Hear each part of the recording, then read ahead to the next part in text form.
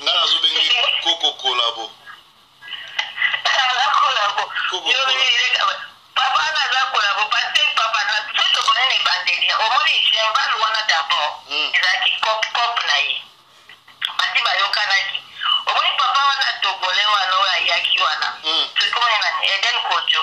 Tant wa yaki bataki réunion tu sais il était peu sentiment qui côté dialogue na kabila. Parce que qui cop wana ba sala dit que les wa batali a aussi la siko yo ye Eden Kojo na ABC ba ka ide pese. So qui vous bata dino moko. Comme aussi batté on a crédit il faut voir une grande partie il y a pas opposant mais simana yo monika na politique za la majorité minorité so iba oba oboya bon ba comme la minorité il y a un moni ba yo sala Saint-Valois si on d'abord il y a aussi biso yinga organiser Saint-Valois ozoma a cause na biso il y a organiser Saint-Valois mais pas dans le baron so ko lobi il y a organiser pas le biote il y a organiser patozo wana msima na 2011 tangu ibataki tricherie soki na vote wana babetaki bana bato babiso bazali na hôpital ile pete lobaki ne eza na mbongo te diaspora moto ekotizaki mbongo kuto moto na ye wana andimaki kilere bazwi mbongo alobi wi tozwi mbongo ya bato ya diaspora tokende sikoyo kosoigne bato bablesse oyo baza na bahôpital na garçon wana oyo abitumbaki wana bakenda te bakenda te bon si la sikoyo makambo ya soki ya imperio mwana alobaki bakotize mbongo ngai kutu le balobi na makambo ya imperio namona te ondi ezalaki liboma basenga na bikamara na babita budget ya état bino baindividu bokotize yo si omona ona mokline budget ya l'état oyo ezala bamillion bino baindividu oza même pas bamillionnaire bokotize mais bato bakotizaki bon soki réellement tokende sika tonde bato balobi yo te IDPS eza na mbongo organise Serval mais soki ekomi bon donc ye aza leader mabe donc ye asupportera peuple na ye te soki ekomi bongo parce que soki azali na mbongo mpona asengaki mbongo donc c'est-à-dire bon soki azali na mbongo ok azozela mbongo na so tokotizaki parce que soki yo ozwi mbongo ya bato na lokuta mais soki ozwi mbongo ya bato bino en fait boza bato ya mbongo parce que lokwa lelo yo soko oyebisi ngobi na bona futelo banyongola yo oza na mbongo te ngasi so na futeli yo namoni yo une semaine après osobi jaguar donc escroquer ngai papa omoni yango te donc à cause nano bato yo oyeba makambo ebele ezala na depuis 2002 ye Tshisekedi do koko kolabo akoma membre ya nini ya barwandais oyo esimba minduki mais ayebisaka bino ke IDPS osala jamais lite armée mais pourtant ça c'est un groupe à Rwandais à M23 place wana yo mtu ba masolo eza ndeni ye atia yo kana na ba banda ba yaka na kabila zo ba le pa kabila le papa yaki ya yo kana na ba mais le roi ba yaki na kabila bon moyen a défenser Moses Zate a dit na sima mais ya yo kana na ba atale ba choix qui a ba qui tricher akenda ikuna kende osa designer osa bale ko négocier ndeni ba osa parce que oyebi nani bato a UDPS ya kaka ya kibasa batete ba yiba alifika ki ba ona jemba de point parce ba yebi ye koleka biso nyoso bato a kibasa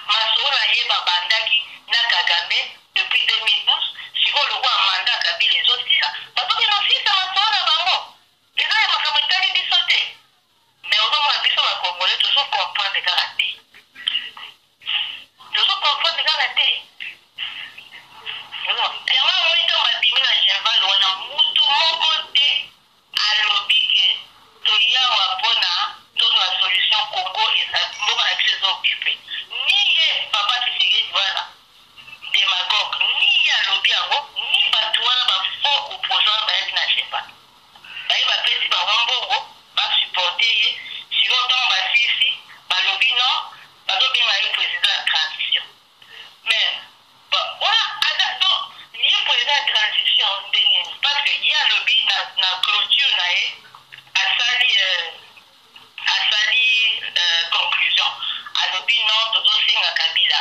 il va respecter la constitution. Kabila n'a jamais respecté la constitution depuis abandon mandat na ye n'a jamais la constitution otolingi ba élection na délai constitutionnel mboka oyo eza na frontière te okosala élection nini Congo ezali oblingi okoti ya ofele mboka eza na frontière te après siko alobi nini alobi bon Kabila akokende doucement pone ya alobi en doucement aloba bato clair c'est Kabila ne partira jamais parce que la constitution na bango wana basimbi wana article moko elobi ke le 20 Kabila élection ou pas élection Kabila akomi sénateur à vie mais wana peuple congolais ayebi yango te baopposant bayebi mais bapeuple bazoyembaka yembela dans le vide parce que Kabila ne partira jamais aza sénateur à vie na constitution na bango wana o bango bazolobaluba wana constitution donc papa wana aza démagogue papa wana soki Kabila akomi sénateur à vie cela veut dire ngoloba nini c'est-à-dire que akomi na kati ya parlement donc c'est-à-dire que vi na ye mobimba soki alingi après 5 ans loko azali nano akomi ne président age te après 5 ans ya mandat oyo Katumbi akosala soki alingi akozonga na ye lisusu kopose candidature mais akopose so candidature te mpe constitution na biso elobi na vie na yo mobimba okopose candidature 2 fois ye asi aposa 2 fois kuta asali 3 fois asi asali 3 mandat ayiba na moko oyo aboma papa mobokoli na ye donc akoza sénateur à vie c'est-à-dire que akovanda oya lokwa mosala na ye eti akokoma mobange sikoyo bacrime nyonso tout plus de 20 millions de morts tout bakojuge te mais bokojuge ndenge parce que mboka ekozala oka na kati ya occupation bokojuge ndenge parce que bango balokode bakokende te yango wana kopi ya général wana barwandais bazo ezali ke ye papa wana andimi bamema ye akoma président mais bayebi ke aza na ye mobange akotravaille na ye te bapromese mwana na ye akoma premier ministre donc ye aaccepte ke barwandais bakende te wana omoni situation akoki kodéfendre Katumbi parce que Katumbi moto akoka kokoma président ye te mais ye balobi aza premier docteur en droit ayebi mpe bien ke na constitution ya Congo pozala président ya Congo fozala de père et de mère congolais aza na ye docteur en droit te papa asala école moyenne ya droit docteur en droit te po soki osala doctorat na droit makambo ye asalaki epa mobutu ngai osala mote okoye banomaki ye premier ministre soki banome o premier ministre siko balobi na yo signe document soki eza na rature eza so yali valable te mais ye loni asalaki aye wana na nini batie document awa basigne parce que soki olingi te okosigne te mais ye aye asali nano radio abare baarticle ezosepelisa ye te abare yango après asigne quel docteur en droit yo osali parce que déjà te aparaki yango document ezali so valable te yango moni na ntongo pourtant abimi alobi o aza so premier ministre te parce que asali radio na document officiel bon yo mpenza oza docteur en droit oyango wana nde osala aza docteur en droit te papa tika bingo bazofusa bino asalaki école moyenne au moins na époque wana d'abord université ezalaki nanu te na kinshasa siko baya bacour moyenne ezalaki bato balingaki kotanga ezalaki ye asalaki azalaki l'unique opposant alingaki kosala école moyenne à droit asalaki aza docteur en droit te c'est du mensonge mais sikoyo Seriano Katumbi ye wana alias Moïse Katumbi communauté ya congolaise na Washington bakiteli ye kuna ezalaki benda bika ozomona te ke ye likopa na bango basaliki ye akoma prochain président ya Congo yosimba te mais bango bazokende Kinshasa il faut tika sikoyo nde bacongolais batelema bayobaka bato baya meeting wana te c'est ça le problème il faut balobaka bato ke batemoni oyo bango ya wana mwana papa na baende aussi que les résolutions après si bango ba quatre le roi pas avec qui ça c'est du bon travail si vous avez que ça la deuxième théâtre moi de chez nous la meeting voilà parce que batoni comme il a Félix batoni à l'obio non toujours bien de représenter rassemblement à opposants mais ça dit ça est-ce que bon faut opposant voilà non il y a eu la communauté pour bon va représenter par la public c'est pas évident alors que devant la ezali il faut que nous représenter Katumbi pour la lobby au monde la Katumbi bon si kate boye bake azo sala nayi parce que oui le moment quoi papa na mobaki wana ayali kotala ina photo pour ça lobby ayi kotala pour la préparer retour na ina kitasa c'est bon dans la dini je laisse la tourner à lobby azo zo abi oui azo zo si quoi lobby abi bon à lobby ni yoga papa na makamba lobby au président lobby que biso ba Congolais tout ça na bolingo entre biso et puis to lingala biso na batu nyonso asuri na phrase au lobby parce que personne n'est parfait voyez ça na papa na contexte ni ya zo ba personne n'est parfait et puis batu nyonso to lingala na bato ba boma biso ba Rwandais to na bango pour la lobby personne n'est parfait il a dit que le rôle a été à saler alliance là ben ennemi puis nous comprendre que personne n'est parfait donc bon parce que le roi a suivi par bon parce que bon lima que personne n'est parfait parce que pour la lobby fazoise que personne n'est parfait pour la lobby parce qu'il y a cette saler alliance bibolingité mais dans le monde a ena bango bon lima bango kaka parce que bon monde a ena yi bon lima bango parce que personne n'est parfait mais bango opposition wana nyonso to ba monite Tshisekedi azotia bango kalpo ya sasali nzela na linga kufa ole bango ba ndenge ba bimaki ba tomba telemaki ba lobi ba okende l'élection te ba okende pe nini te dialogue te ba lingi kaka Kabila alongwa mais yi bango so ba ke kokota na kati ya mutambo Tshisekedi pona ni puisque Tshisekedi azokosa bango aza so na population te bato bakipaki sute à part quelques baluba bato balandaka ye mais ba Congolais vraiment ba promesse de bango ba ebi ke Congolais linga bongo pour moi même la radio ba Rwandais ba zo ba la foule ngo ba zo ba Congolais so ke simbongo a roté que lona mwasi na ena bana nai ozo ba zo seka biso Congolais linga bongo ba ti ba promesse bango ba oza ba ministre ba oza la kati ya gouvernement parce que malo akoma la opposition opposition à l'okuta président ba on siko malo oza la gouvernement oza na ba tayi DPS na ba faux opposant wana parce que ba promesse ba ba gouverner yo mona wapi na bino bozolo ba constitution élection parce la logique à constitution wana Katumbi déjà là wana ada disqualifié parce que azali Congolais mais mutu comme les femmes diongo alobi na tambo na Congo mobimba na boni politicien oyo aliki Katumbi te wala mtalobi weza nani Frank Diongo mona afasi nete ga afasa ba mi mais parce que nous on ba et pas comment bien to lo buto ni te to finga ba on mais to la ba la logique da ba constitution face à moyibi za kofinga za ndenge longine ali so longoli cravate tie t-shirt au mona vraiment que face ba nani bato ba nani ba molona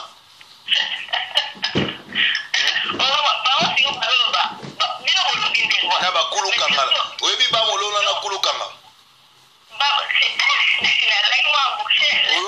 oyo kaka me bakombo ba molona na kulukanga kasi ba honorable wana nyonso longola bango ba cravate tia bango ba t-shirt omona bilongi na bango nde mona bakulukanga na ba molona ba bandi oyo baningisaka Kinshasa le biso to ayibamiki parce que yo imaginer situation hier papa wana abenga mama oyo mama Justine Kasavubu alors c'est pour ta benga qui azala na kati ya chemba parce que papa wana ayebi bien c'est que ayebi mama wana bien ayebi so na kotaki kuna kope na ifimbati siko basisi ni na bomba lamba ni bitu na bomba lambi na komo benga ya okota mama na boy mais ça tarte biso population na biso ba combattant oya solo po ba combattant ya Lufula Kari toyebi bango millionnaire asopi mbongo bango balandi yango tina kati ebale wana toyebi bango baza disqualifié et puis bakozwa lumbe mais biso totikali toko sauver mboka toko sauver ba meuble to sa population na Tshisekedi na groupe na wana babengana bango biso to sala opposition na biso puis to bengana ba Rwandais na groupe na bango wana nyonso et c'est ça possible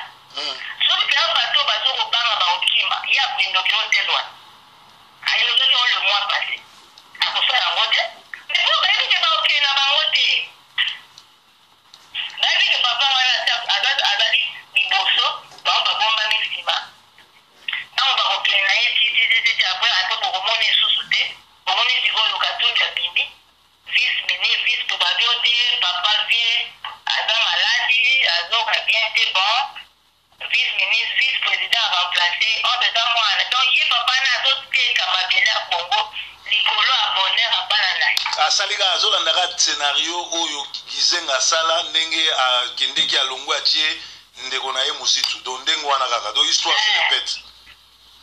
siko basango mosusu batindeli biso batindeli nga ba message awa Kabila azokotisa batu na ye na ba taxi ko botolaka ba telefone na batu kotala soki baza na ba image ya poto kobeta bango konyokola bango yo kiango lettre aussi ça élément on a retiens ba twa yoka makamni ozo ka Kinshasa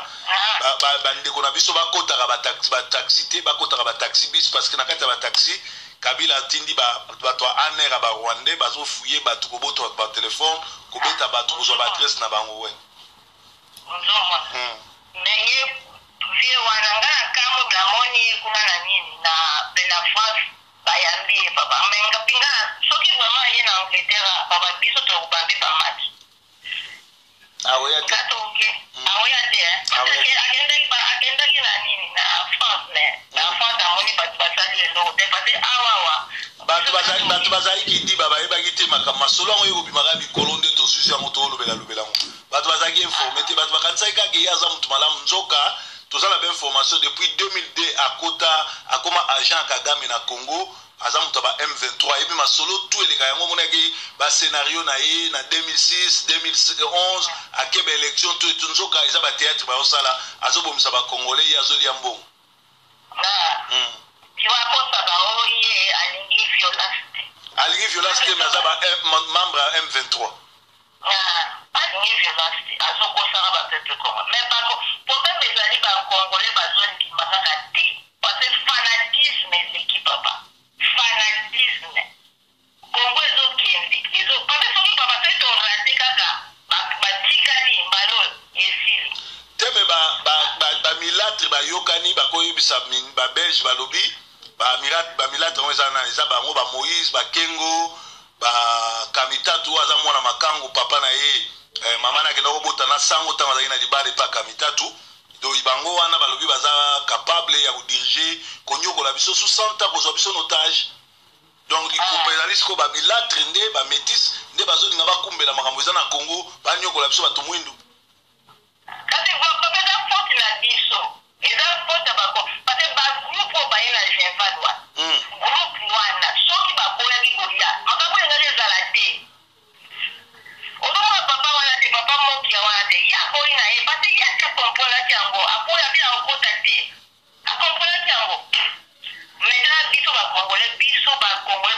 peuple congolais. Tout le monde. Quand on a posé le lobby comme ministre, lobby comme PDG, lobby comme il y a le comme tout na bino. Mais ba hotela ba on ba poison ba Rwanda ba sakana te. Quand c'est pas ba sakana ba là bon si ba comme wana. Siko bino ngoye daki ba on ba bomaka bino nyonso. Moko ouais. Moko parce que c'est que na possible aider ba on ba sortir na bino de. Malu ye wana kufi ese se ba kundi. Kabila akendeki hata na matanga.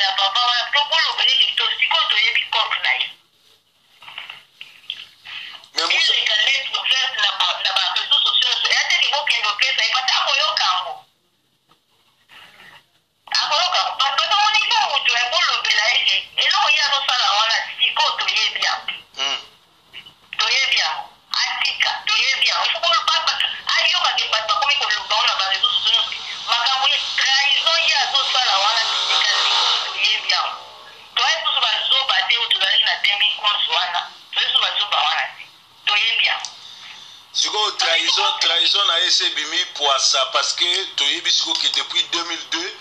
ba recrutaye na Kagame ya Zakajan Kagame akenda même kuna atinda bata IDPS basomba ngo na Kagame